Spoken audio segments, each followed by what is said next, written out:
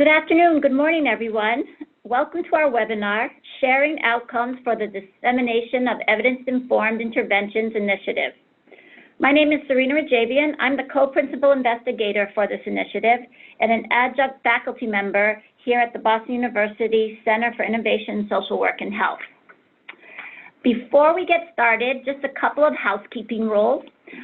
All lines will be muted during this call, so we ask that you please use the text chat box at the bottom of the right-hand screen to engage with fellow participants and to ask any questions of our presenters today. So today I'm joined by my colleagues here at the DEI initiative. From the Dissemination and Evaluation Center, I have Jane Fox and Alexis Marbach from Abt Associates, and Ellen Childs from Boston University School of Public Health. From the Implementation Technical Assistance Center at AIDS United, we have Alicia Downs and Hannah Bryant. And from HRSA HIV AIDS Bureau, the SPNS division, we have Corliss Heath, our project officer. So our goals for today, we have 3 goals for you to share information today. One is we're going to describe the implementation of our 4 adapted evidence-based interventions at the various Ryan White HIV/AIDS program recipients that we did through this initiative.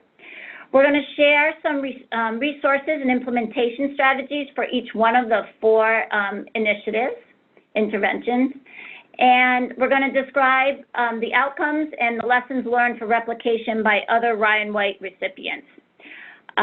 Now I'm going to pass it over to Corliss Heath, our project officer from the SPNS Bureau, to share a little bit about the DEI initiative. Corliss? Yes, so the Dissemination of Evidence-Informed Interventions Initiative was funded through the Special Projects of National Significance Program, SPNS, and it was a 5-year initiative which used the implementation science approach. And it adapted 4 previously funded interventions through the SPNS initiative. As we talked about earlier, the initiative was funded through 2 cooperative agreements with AIDS United and Boston University. AIDS United was the Implementation and Technical Assistance Center, the ITAC, and Boston University served as the Dissemination and Evaluation Center, and they provided, the ITAC provided technical assistance to assist 12 demonstration sites. Again,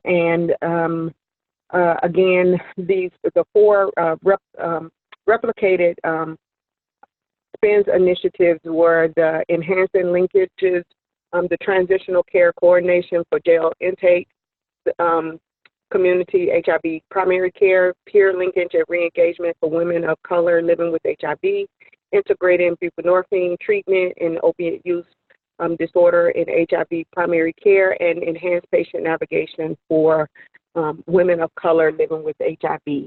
And so at this particular point, the goals at this point are now they are the ITAC and the DEC are in the process of putting together the CATIs, which would be the implementation manuals, and they will be used to implement HIV care, will be used in HIV care settings across the country to support an implementation and evaluation training and technical assistance.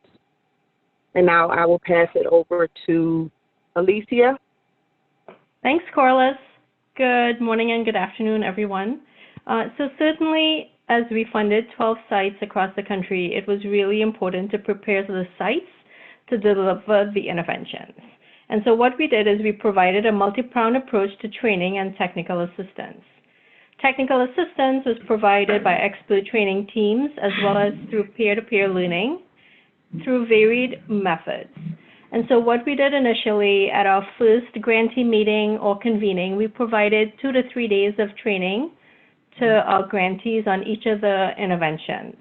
We later hosted annual convenings which provided an opportunity for site staff to share lessons learned as they were implementing the interventions, as well as to receive additional training. We offered virtual trainings. As you can see, there's a list of topics here.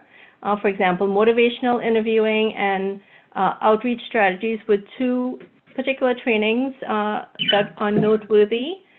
In addition, we created opportunities for cohort calls and for practice of, for role-specific communities of practice calls. That way, folks actually implementing the interventions felt like they had a safe space to share lessons learned and to problem solve amongst each other. Lastly, we did offer additional training to the peer intervention staff and to the patient navigators, as well as we offered additional training to sites where there was staff turnover. Thanks. I'll pass it on to Jane. Thank you. Thanks, Alicia. So the deck was guided by the Proctor Model for Implementation Research, and you'll see on the framework here, we start with intervention strategies, which move into implementation strategies, and then which yield into outcomes. And so today we'll be focusing specifically on client outcomes and the symptoms component. So does the intervention lead to improvements in linkage to and retention in HIV medical care and viral load suppression among persons linked and in medical care? Future webinars will address additional client outcomes as identified. Next slide. As Corliss mentioned, in this initiative, it was designed to support and study the implementation of 4 adapted evidence-based interventions. They were replicated at 12 Ryan White recipient sites across the United States. And we're going to take them in each of the 4 cohorts that were funded. So the first one is Transitional Care Coordination. And this is a model to assist clients who are either identified by testing or self-identify as HIV positive upon intake into the jail, and transitioning them into community HIV primary care. This really is intended for organizations who are considering strengthening their connections between community and jail health, with the goal to improve continuity of care for individuals with HIV recently released. The intervention was designed to take place from when a client completes the intake and assessment in the jail to 90 days post-release. So the goal really here was to link someone who is released from jail into a clinical care visit. So really this is about linkage. To be eligible, participants needed to be diagnosed with HIV and incarcerated at the time of intake. Next slide. So the 3 sites that we worked with for this initiative, the first one was at the University of North Carolina at Chapel Hill, and they were paired up with Wake Forest Community Services. And they really had a high degree of support and buy-in from their local jail system and their jail health administrator, as well as had previous work with the UNC HIV team, who was providing much of the clinical care to clients who were in the jail setting. The next site is the Southern Nevada Health District in Las Vegas, Nevada. They too had a long-standing relationship with the county correctional system as they provide both epi surveillance within the jail and testing. They had a very supportive system, not only at the health district, but the connectivity with the actual correctional system to integrate this intervention into their jail system as well at the time of the intervention, as well as post-funding from this project. And then the last one is Cooper Health System, which is in Camden, New Jersey. They too had an existing relationship with their local jail. A Cooper physician was one of the main physicians who provided medical care within the jail setting for people that were living with HIV. And the majority of clients receive medical care and support through Cooper, which really enhanced the site's ability to facilitate the connection to services and tracking. And then geographically, the Cooper Health System clinic is probably about 3 blocks right outside the jail door. So it made it very easy physically, geographically, for clients to exit jail and head to an appointment at Cooper. Next slide. So you'll see throughout this presentation that we're going to share the same slides in the same order. So TCC Clients Served, we enrolled 267. 85 of those were from Cooper, 99 of those were from UNC, and 84 were from Southern Nevada Health District. The majority of clients enrolled were between 31 and 54 years of age. We had 86% male, 11% female, and a 3% transgender population. Next slide. So educational attainment, we asked what was the highest level of education they had received, and the majority, 41%, with 32 to follow, had high school or less than high school education in this specific intervention. Next slide. We ask a series of questions about unmet needs. The first question being, in the last 6 months, did you need X? So for example, housing, yes or no. And then if the client answered yes, the follow-up question is, did you get that service? And so we see here that we have 168 clients who said, yes, I needed housing in the last 6 months at baseline. And of those 186, only 17 said that, yes, that need was met. We see transportation, 191 clients stated that they needed transportation services.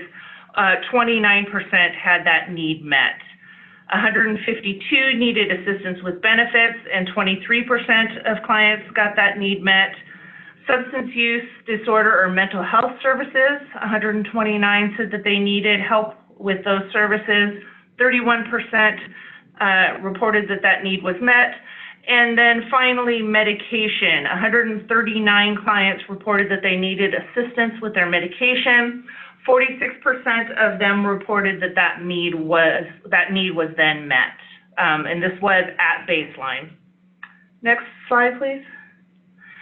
So we ask about trauma. For the other 3 interventions, you'll see that the experiences of trauma was asked at baseline.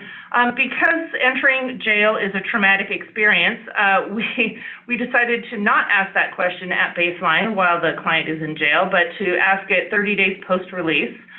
And there was a series of questions.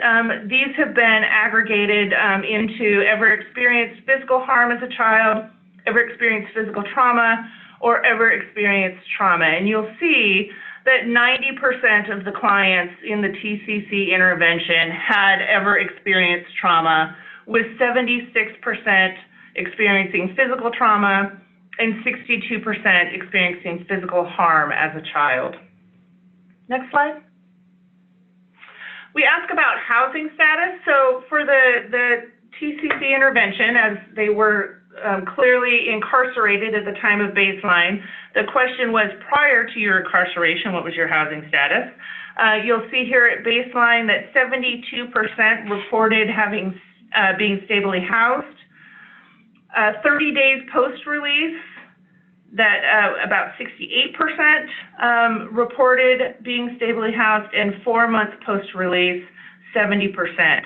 It's interesting that we have 22% at baseline who reported that prior to their incarceration they were literally homeless, with 15% at 30 days post-release, and still 12% at 4 months post-release. Next slide. So we also collected a lot of encounter data. So every time one of the interventionists in one of these interventions saw a client or did work on behalf of a client, they filled out an encounter form for that day. So there could be several activities on one encounter form, and they could include an encounter actually happening or an encounter not happening. And those not happening are the moments where an interventionist did work to either search for a client, to reach out to a client, and could not connect nor find them. And so the encounter was not really made, but this is work that was still done by the interventionist. So the average number of encounter forms per month per client was about 1.3. The average activities per month per client was about 3.3, and the average duration per month spent on those activities with the client was about 38 minutes. You'll see that for 247 TCC clients, we had over 3,000 encounter forms. Next slide. So the top encounters being relationship building. Much of what the work of the TCC interventionist did was truly building a relationship with the client while they were in jail, helping them to determine what their plans would be when they got out of jail, where would they go, who would they live with, what's your transportation situation. All of those items that they helped with really needed that foundation of building that relationship first. So we see almost 1,500 encounters around relationship building. 537 encounters were around discussing medical appointments with the client. Appointment reminders, 465. Following up with the provider to discuss the client, an additional 334. And then finding the client or conducting outreach, 317. Next slide. So what did it look like to link to and retain in care? Now again, this intervention was designed to really link the clients to care. So 90 days post-release, 43% of the clients were linked to care. At 120 days post-release, that number went up to 50%, and 180 days post-release, we were at 57%. So, a modest, linkage to and keeping folks in care numbers. Next slide. Which is interesting, because then when you actually look at viral suppression, we had really, I would say, stellar rates of viral suppression. So at baseline, 58% of the clients in the TCC intervention were virally suppressed. Post 6 months of release, we had 78% that were virally suppressed, and post 12 months, we had 82% that were also virally suppressed. Much of the work that the TCCs did, the TCC interventionists did, was to really make sure that folks, when they were in jail, had access to the medications. Some of the jails would help and provide the medications. Some interventionists work with their local ADAPs to make sure that clients could access medications that way. And then other interventionists work directly with the clients and the client families to bring the medications in so that the clients could maintain their medication while in jail. Next slide. So general lessons learned from the implementation of the Transitional Care Coordination intervention. The key barriers that we identified were moments when there were lack of leadership. There's a lot of specific policies that, while they help the jails and the running of a jail, tended to be barriers for some of the interventions, the intervention work, specifically release times. Many clients would be released at very odd times. Interventionists would know that the client was due to be released within the next few days, but rarely was it the case when they actually knew when the client specifically would be released or what time that would be. And then changes in policy or programming, and bail reform, particularly in New Jersey, tended to be one of those challenges because people would really come in and come out quickly. And so trying to get the interventionists to meet with the clients and do some work with them was very challenging. Facilitators, across the board, all three of these sites had amazing support and leadership, both from clinic administration and supervisors, which was key to making these successful. And collaborative relationships with the jails from the top down, all the way from the warden down to the correctional officers. Those relationships were constantly tended to and maintained and served to help this intervention succeed in those three jails. And then proactive engaged staff with again, the existing relationships in the jail. The staff all knew that they were guests in those jails, and they knew what the rules and the regulations were. They were very respectful about the work that they did there. And they also, by showing that respect and showing that knowledge, really gained the trust and the positive relationships with the correctional officers, who were really necessary to help much of this work happen.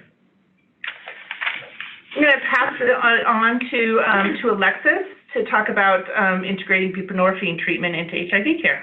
Great, thanks, Jane. And just as a reminder to folks on the line, if you have questions for our presenters as we go, feel free to drop those in the text chat and we will get back to you as soon as we can.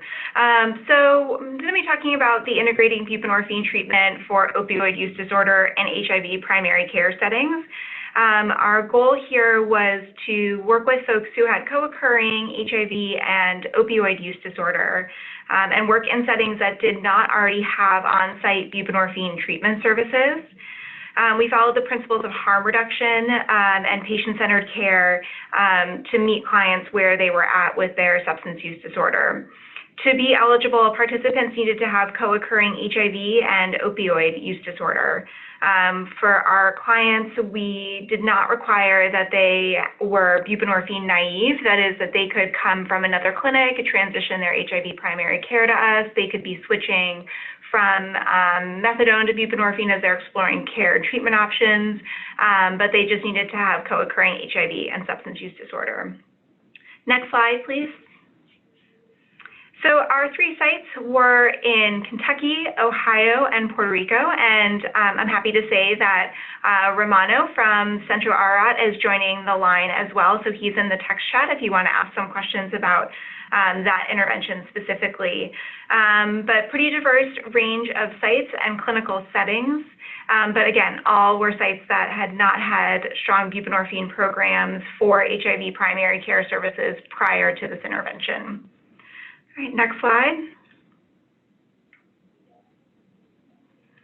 As Jane explained, we'll be going through very similar slides through each intervention, but drilling down to intervention specifics. So for the buprenorphine sites, we had smaller enrollment numbers, and that was mainly because primary prescribers or prescribing providers, in their first year of prescribing buprenorphine, they're only allowed to prescribe to 25 clients, and that's part of a DEA waivered number. So we set the enrollment targets a little bit lower for this group, mainly because of those DEA standards. We had the most folks were between 31 and 54 years of age, and primarily male participants. And then from each site we had, so University of Kentucky, we had 26 participants. At Centro Arat, we had 36 participants. And at Metro Health, we had 32 participants. All right, next slide. I should also say about our demographics, though, that our sites screened way more than that. And a lot of participants said that they were interested in MAT, but they ended up picking a different medication-assisted treatment option, or they weren't ready to start treatment. So the screening number is much higher. The numbers that actually enrolled and stuck with the program were the numbers that I just shared. Educational attainment, mainly centered around high school diploma or GED, and then about 30% was less than high school and about 30% with more than high school. Next slide. So unmet needs in the last 6 months at baseline. So while we're talking about baseline here, I think it's important to note that the unmet needs and the ancillary services are really key to working with this population. The clinical coordinators, who were a central role in this intervention, who worked with the prescribing providers and the clients, spent a great deal of their time tackling these unmet needs. And we'll talk about that in the encounter form data in just a moment. But we had about 52 folks who said that they needed housing. Transportation was something that a lot of our participants said that they were struggling with and was a barrier to them accessing care. I know we keep coming back when we talk about transportation to the University of Kentucky, but they had some really compelling stories of folks who were driving, 4 and 5 hours to get to their clinic so that they could get their co-located substance use disorder treatment and HIV treatment with a provider that they wanted to work with. So transportation, not just, an Uber health ride away, but just long distances and trying to get all of their needs met when they were in the clinic on that day. Other things that, of course, people reported that they were struggling with were substance use disorder, getting their HIV medication, and then a few with basic needs and needing help with utilities. Next slide. This population had high experiences of trauma at baseline. 57% reported that they had experienced physical harm as a child, 70% experienced physical trauma, and 87% reported that they had ever experienced trauma. And when we talked to the clinical coordinators and the prescribing providers, they said that this really was a barrier to folks accessing care, to staying in care, and mainly with maintaining and stabilizing on their substance use disorder treatment medications and treatment plans. Next slide. So in our encounter form data, we had about 2,200 encounter forms for just 94 people, so a lot of work went into working with the clients served through this intervention. And I should also note that encounter data from the prescribing providers was not captured in the data that you're seeing on this slide. Prescribing providers documented all of their work in the chart abstraction form, and the chart abstraction form is what gives us our viral suppression, our linkage and retention to care information. We asked prescribing providers to just keep their data there so that they weren't filling out a chart abstraction, an encounter form. We knew that asking too much of them in terms of recording data would be a barrier to getting the data that we needed.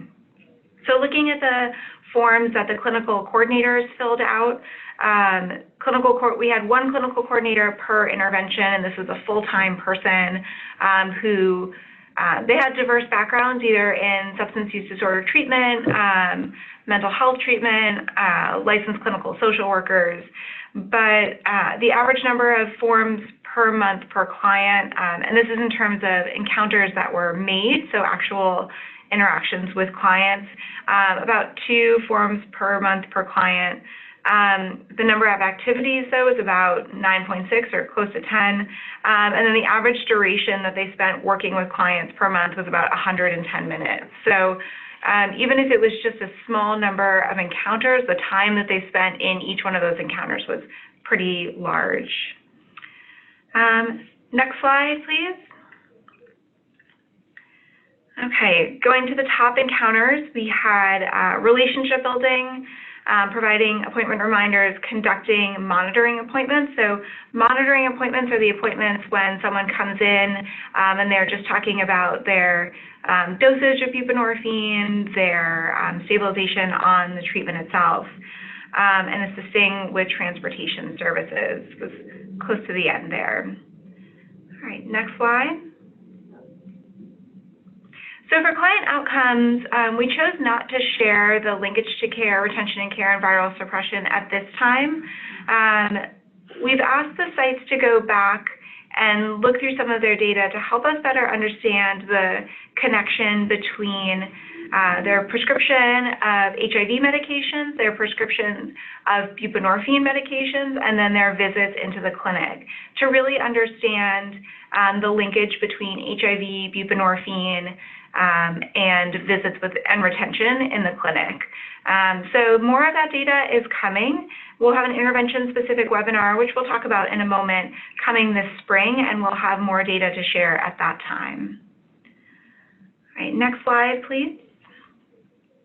So lessons learned from the buprenorphine initiative.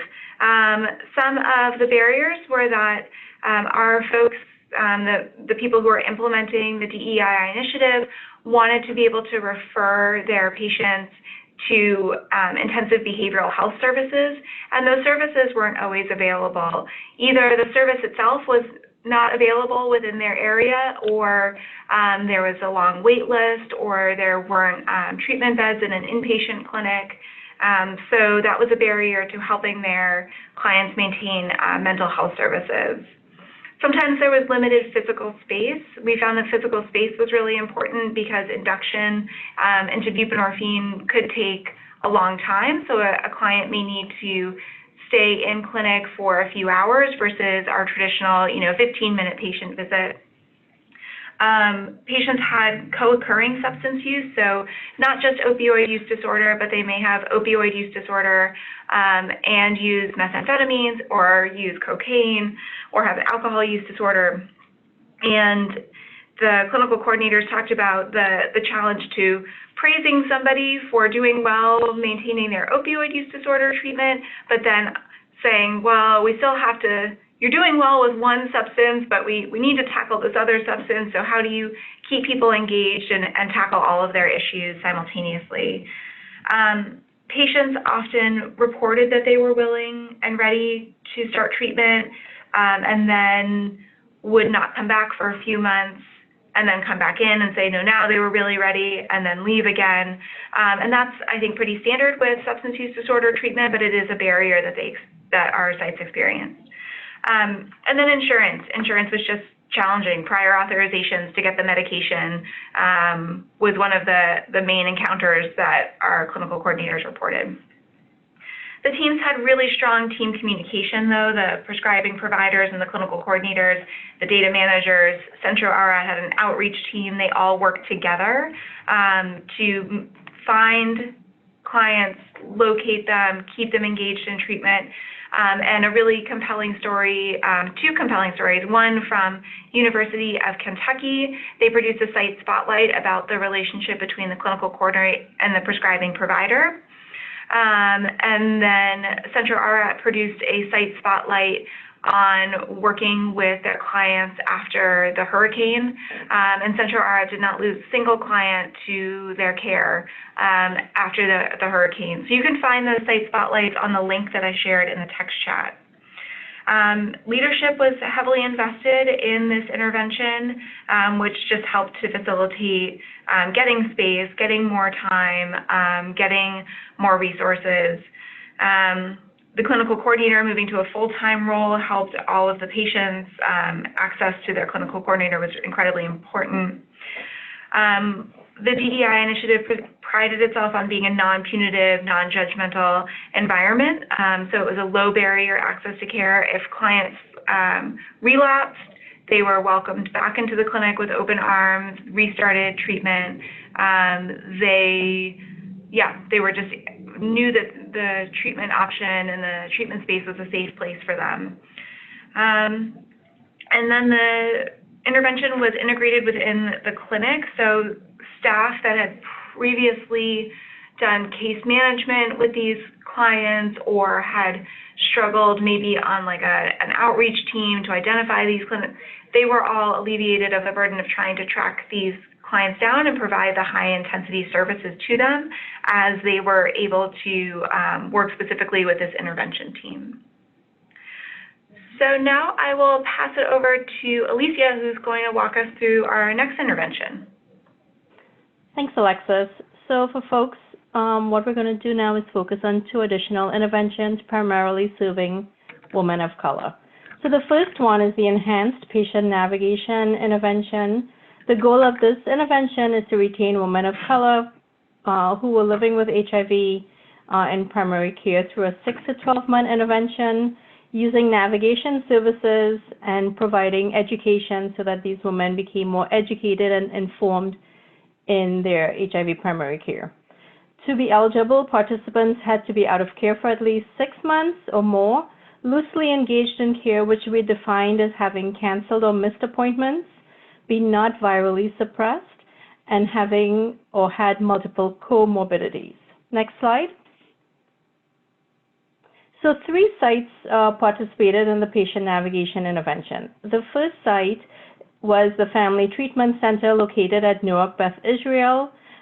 We know that this is a really large medical facility, and they served over 700 people living with HIV.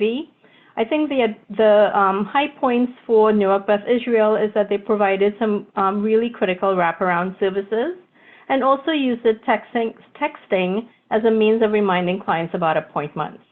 The third site was Grady Health System in Atlanta, Georgia.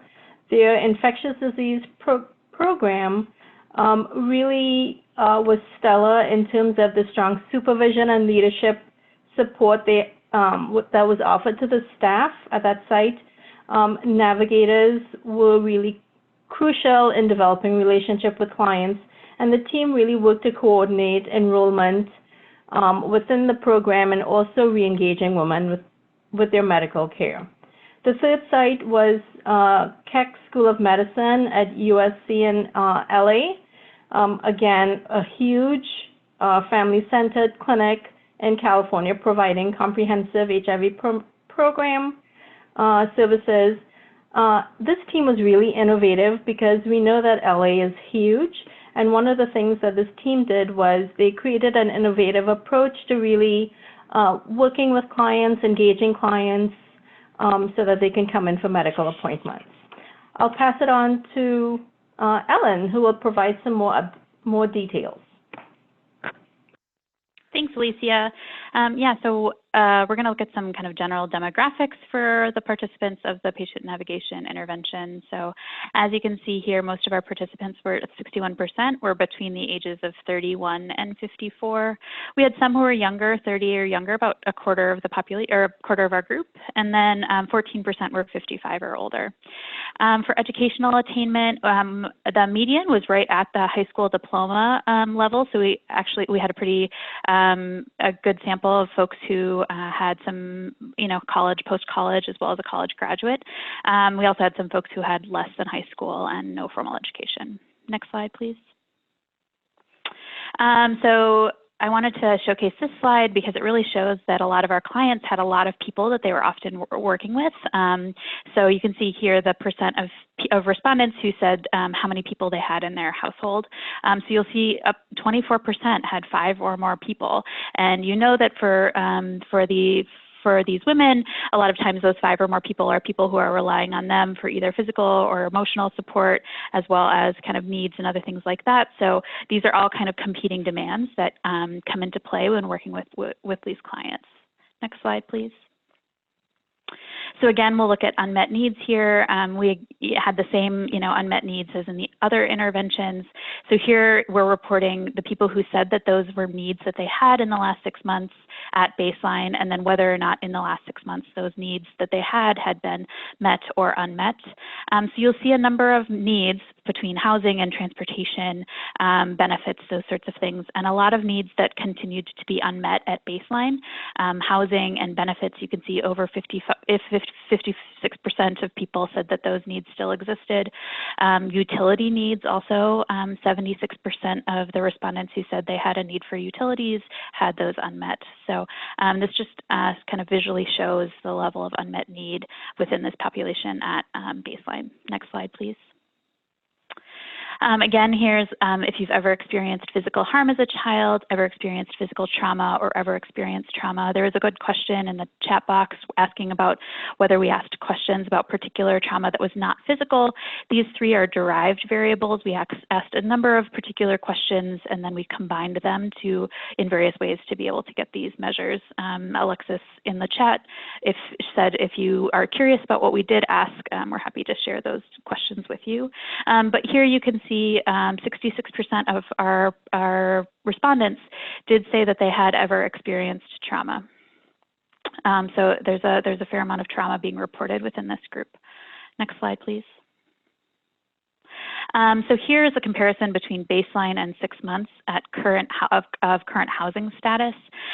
What I wanted to show here was basically the general improvement between baseline and 6 months in being able to be in your own home on the far left, and the decrease in being in someone else's home or apartment. And again, in number 3, this is also kind of residential or transitional housing, so a little bit more stabilization we might be able to see here from 6 months.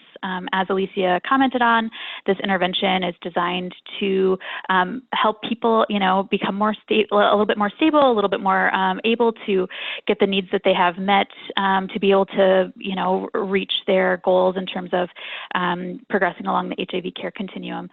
So a lot of times that's getting into stable housing. And so I think you can see here, there's some indication that we tried to really push the envelope in terms of getting folks who are in this intervention housed within the first 6 months. Next slide, please.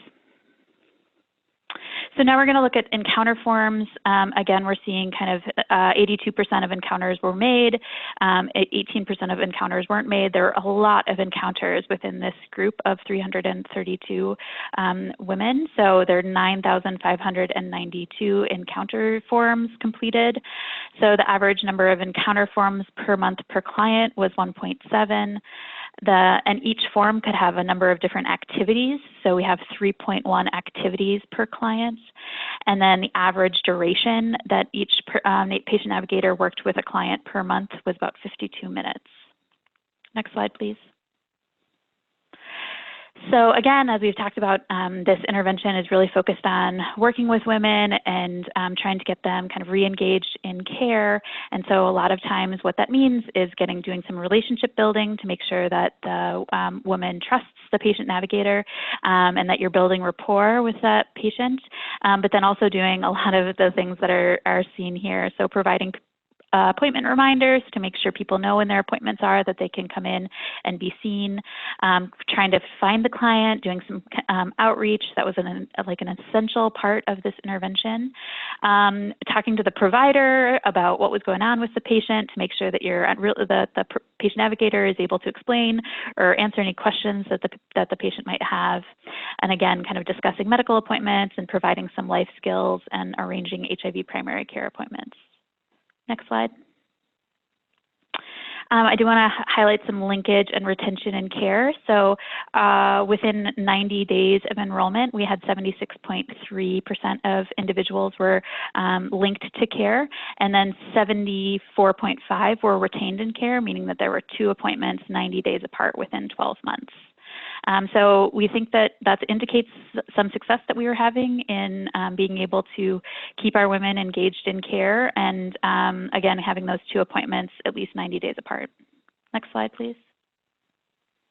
And then here's viral suppression over time. So you can see the baseline compared to post 6 months and post 12 months. So viral suppression at baseline is pretty low. You'll see the N here is 113. That's because for some folks we didn't have a viral suppression rate at baseline. We had to wait until after they had been enrolled. So 6 months, that increases to 65.2%. And then at 12 months, it peters out a little bit, but it's still pretty high. So I think this also indicates a little bit of the fact that a lot of our participants, the intervention was designed to be 6 months. I think the average length of time people were in the intervention was above 10 months. And so by 12 months, there were still a lot of clients who were still engaged with the patient navigators. So we don't kind kind of see that we don't see as much of a drop-off here that we might expect after an intervention because they're still actually engaged with the patient navigator. So we're still doing some analysis to look at trends with this and kind of add more of our information that we've collected and then look at the 18 months data as well. But that's something that I'm curious to look at. Next slide. So there are some lessons learned here, and I'd also like to shout out, we have people on the chat from 2 of our different sites, both from Newark and Grady. So if you have any questions beyond this, what I've presented here, and you want to hear from the sites themselves, I hope that they'll be willing to answer any questions that you have through the chat box. But here are some barriers. So as I think was experienced with the 2 other interventions that we've heard about so far, clients can sometimes experience a lot of challenges, and that can be very difficult for the navigators to navigate and to manage. So as I indicated with kind of the transition to the standard of care, the intervention period ended up being longer than we expected because sometimes clients weren't really ready to transition to the standard of care. And so kind of working out with the client how that happens, I think is something that really needs to be carefully considered. And then as the intervention went on, our patient navigators indicated that the interest of the clients in attending education sessions declined or decreased. So we did have these 6 education sessions that were about kind of all sorts of different topics related to HIV, including mental health and stigma and disclosing your status and HIV 101, those sorts of things. The interest in kind of attending those sessions became, I think, less of a focus as the intervention went on, even though, we as a team thought it was those education sessions and everyone at all of these teams thought they were really important. I think some of the facilitators, the navigators were just outstanding. They were really engaged and highly motivated. They did kind of whatever it took to find and bring in clients to be able to get the intervention. Really thinking creatively about how to do transportation and how to think about outreach was something that really helped folks get through the door. And then we did find that the clinics with these wraparound services tended to hit the ground running faster and were able to do a lot more to support clients. So these kind of medical home spaces were really great at being able to kind of get going pretty early and pretty quickly. I think next slide. Yeah, now I'm going to pass it off to Alicia. Thanks, Ellen. So the 4th intervention is the peer linkage and re-engagement for women of color intervention. The goal was to provide intensive short-term services up to 4 months to increase linkage and retention in HIV primary care. Clients, women who were eligible for the intervention, were those who were newly diagnosed within the past 12 months or were out of care, and that has been defined as having not attended a primary medical appointment in the last 6 months. Next slide. So we had 3 stellar sites implementing this intervention. The first site, Meharry Medical College, located in Nashville, Tennessee, is one of the oldest and largest historical Black academic health centers. The peers at that site delivered the services from the Wellness Center, which is a hospital-based outpatient clinic, and Meharry provided wraparound services to the woman. The second site is AIDS Care Group, located in Chester, Pennsylvania. ACG is the largest HRSA health center in southeastern Pennsylvania with the majority of HIV cases. They're the 3rd poorest city of the size in the nation. They do a lot of work with the African immigrant community and also worked closely with women who were coming out of the criminal justice system. The ACG group will tell you that, they had to be flexible and offer Saturday clinics, and they also offered hot meals to clients who come to care services at their clinic. The 3rd site is Howard Brown Health, located in Chicago, Illinois. Howard Brown opened a new clinic in the Englewood community as that community had high rates of HIV infection. The intervention was intended to enroll both cis and transgender women. The staff at Howard Brown led support groups and did a lot of community outreach. as a means of engaging and recruiting women into the intervention. And I'll pass it on to Serena now. Thanks, Alicia. So I'm going to share with you some of the description about our sample of women who were working with peers, and also some descriptive outcomes around the HIV care continuum. So in this intervention, we enrolled a total of 196 women. 80 were enrolled at AIDS Care Group in Chester, Pennsylvania, 65 in Nashville, Tennessee at Meharry, and 51 at Howard Brown Health Center in Chicago. And on this slide, you'll see just some basic demographics. About the vast majority of the women identified as cis female, and we did have about 13% who identified as trans women. And then in terms of, we also had about 15% that were identified as immigrant, being foreign born as well. Next slide. In terms of age, vast majority, like in the other interventions, were working age adults. We had about 17% who were older, 55 years or older, and about 20% younger than 30 years. And then in terms of education, you can see it's pretty fairly distributed in terms of those. About 1/3 had less than high school, 1/3 had more than high school education, so fairly distributed there.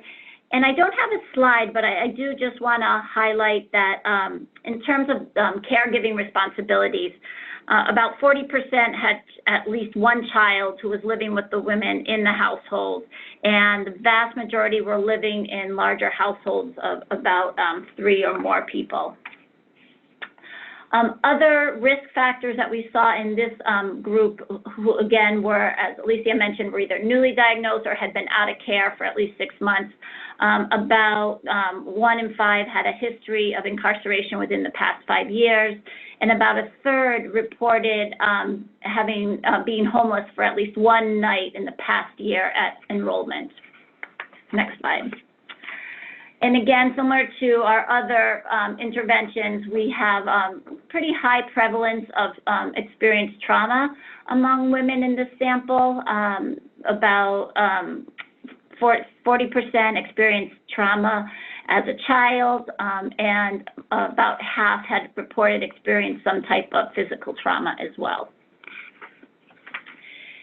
And also in this intervention, there was relatively high unmet needs for services at baseline, and this was what one of the, again, goals of the intervention were to address some of these unmet needs and get women linked into medical care. So in terms of unmet needs, this graph shows you that the vast majority had some sort of housing unmet need at baseline. Transportation assistance was another big unmet need, as well as getting enrolled in benefits, whether that's food or medical care. That was also a highly reported unmet need at baseline. Substance use and mental health treatment, about half the women reported a need there. And I would say, I'm not going to report the data here, but we had relatively low, high risk of substance use in our population, which was interesting. But so I think this number represents more around the need for mental health treatment. So we'll be reporting that out, looking more into that as well. And then finally, at the time of enrollment, about 40% reported needing some sort of medical care, which is not surprising given it was an out-of-care sample, and especially knowing where to go for medical care. Next slide. And then in terms of health status measures, again, at baseline, about 23% had no health insurance at baseline. About 15% were actually newly diagnosed, so the vast majority had been out of care. And you'll see also in terms of just physical and mental health functioning, more than half reported just fair or poor or very poor physical or mental health functioning. Next slide. So in terms of implementation outcomes and what our peers did, again, in our analytic sample, we had about 173. We lost about 20 women between enrollment and getting some sort of follow-up data on. But in terms of implementation, again, intensive activities in that first 4 months, 78% had an encounter made. At least, this was designed to be a short-term intervention, so on average, at least one or more encounters per month was held between the peer and the client. The number of activities that a peer actually conducted, and that's different activities, whether it's related to medical or social needs, that was about 4 different types of activities per client per month. And the average duration of the encounter was just about an hour. Thanks. Next slide. And similarly, in terms of the top 10 types of encounters or what was done during the peer-client interaction, again, the vast majority in terms of getting people connected to care had to do with relationship building, just keeping in touch with women once that initial contact was made. And then coaching on life skills. As I described, this population had high prevalence of unmet need, high prevalence of trauma. So just helping women, coaching them on what to do in terms of building their life skills, where to go for resources, that was really important. Again, talking about their medical appointments, what to talk about with the doctor was really critical once they were connected with the peer, and encouraging them to get to their medical appointments. Similar to the patient navigation intervention, doing reminders was very important. And then also just providing basic information and education and support around HIV treatment and taking medications and helping them obtain medications was also conducted by the peers. Next slide. So in terms of outcomes, I'm just going to share with you what we see as preliminary descriptive outcomes across the sample. Again, the main goal of this peer intervention was to really get women linked to care within a goal of 4 months. So you'll see here on linkage to care, and we measured it as 1 visit post 90 days of enrollment. 96% of the sample was linked into a medical care appointment. And then in terms of retention, we see a bit of a fall off, but still vast majority, 73%, were retained in care following the peer intervention. And we define that as having at least 2 visits 90 days apart within the 12-month period. Next slide. And then in terms of viral suppression, we did see some improvements. At baseline, just over half of the women were virally suppressed, and that at post 6 months and post 12 months, we see that goes up to about 81%, and it levels off there at 12 months. And as Ellen mentioned, just with patient navigation, with the peer navigation, we're going to look into this. This is just descriptive outcomes, but we want to explore more about what were some of those client-level factors as well as some of the system-level factors that might have been, and particularly around the peer interactions that would be attributing to the who's suppressed and who's not suppressed in the post period. And finally, just some lessons learned from the peer interventions. In terms of barriers, as you can see from some of the initial data, at the client level, this group of women faced many barriers. Poverty was a big factor. Competing needs with family matters, caregiving for children. We did have a fair number of women who were recent immigrants, and so were facing legal issues, and peers also helped address some of those issues. Transportation assistance was also needed, and the other main barrier women reported as having multiple medical needs. It just wasn't about HIV, but also needing treatment for other comorbidities. And again, as I mentioned, mental health as well was another barrier. This population reported, we didn't actually measure it here, but in some of the open-ended questions, people did report just feeling a great deal of internal stigma, not wanting to share their information with family, if they were living with family, or their HIV status. And so that was a big barrier for women.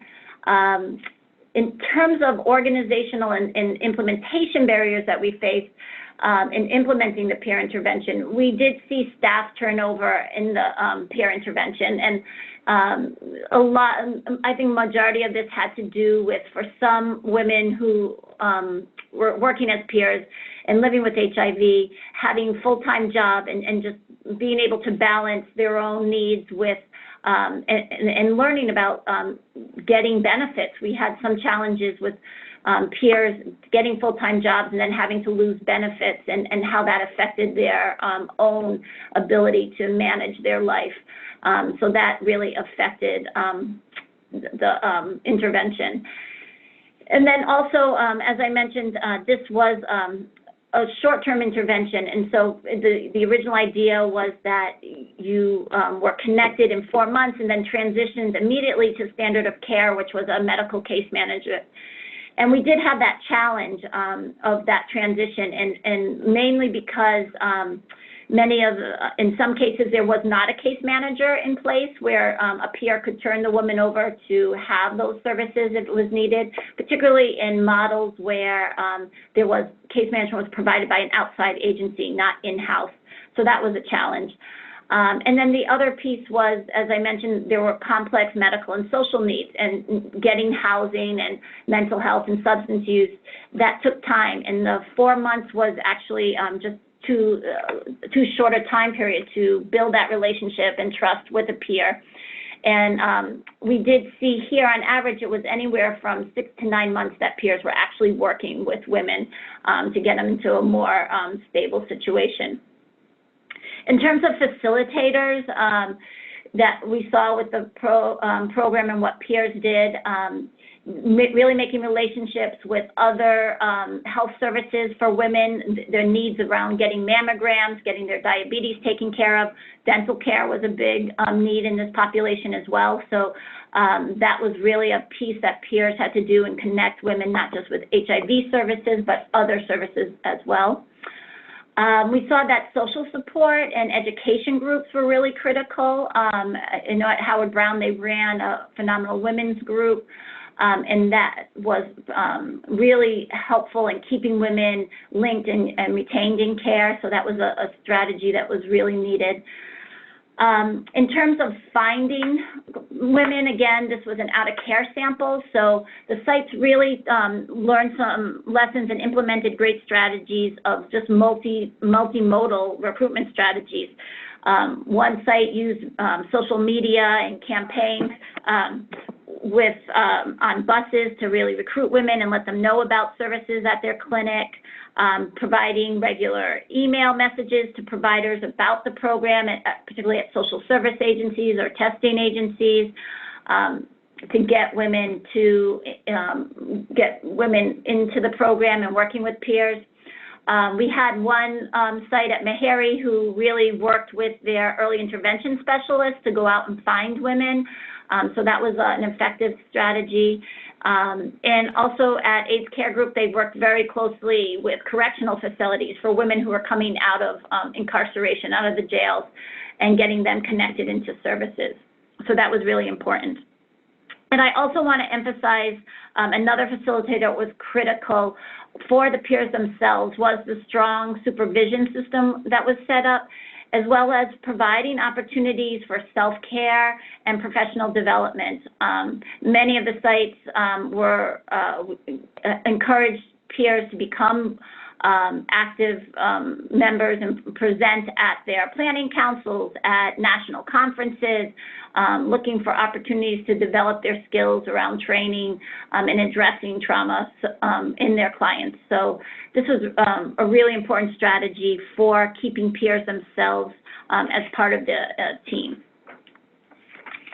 So that is a highlight. I know very quick about the 4 interventions and some of our preliminary outcomes.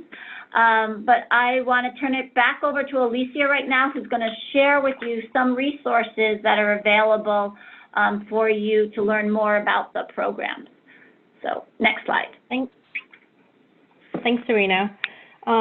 So a huge plug for the Target Center.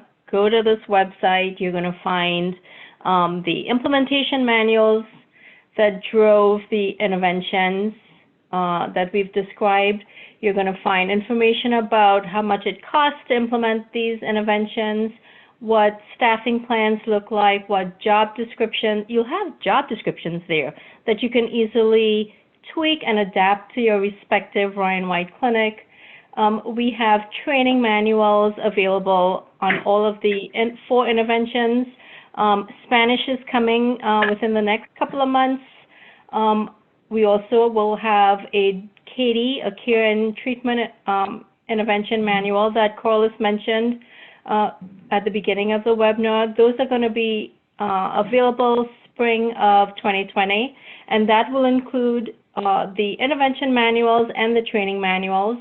And I know that Corliss wants me to also tell you that within the next 10 months, we're kind of taking the show on the road with some of our sites who will be helping us train other folks from within the Ryan White community on these 4 interventions so that these interventions could be implemented in communities that you belong in. Serena? Oh, I think I'm taking it from here, Alicia. This is Alexis. Alexis? I'm ready to step right in. All right, so next slide. Thank you. So our next steps, get the next slide as well, are to keep moving on our qualitative and quantitative data analysis. As I mentioned earlier, we'll be sharing findings through a webinar series. So as each intervention manual is produced, we'll have a corresponding webinar where we'll talk through the intervention manual and we'll talk through patient outcomes. We'll be sharing our findings through peer-reviewed publications. We'll be producing 4 care and treatment interventions, or CATIs, which Serena will talk about next, and we'll disseminate those through Target HIV. And you can find us at national webinars and conferences throughout the year. So Serena? Sure.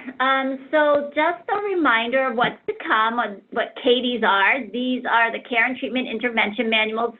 So there'll be one for each one of the 4 interventions that we talked about today. These will talk mainly about implementation, how to do these interventions in a very detailed way, how to set up your systems, how to reach out to partners, how to do supervision. There'll be tools for you to use. And the idea is that you can just take these, that they're easy to implement and adapt for your site as well. So we're going to start releasing those. Probably look for some announcements starting in February. And then once we release each manual for an intervention, we'll also be doing a webinar to walk you through that as well. Some other pieces that Alicia and Alexis already mentioned, there are right now in Target Center some site spotlights that you'll see there. There's one for the jails that's up on the slide. So if you're looking for some information right now, I would suggest that you go there and look at the current case spotlights that we have on for each site.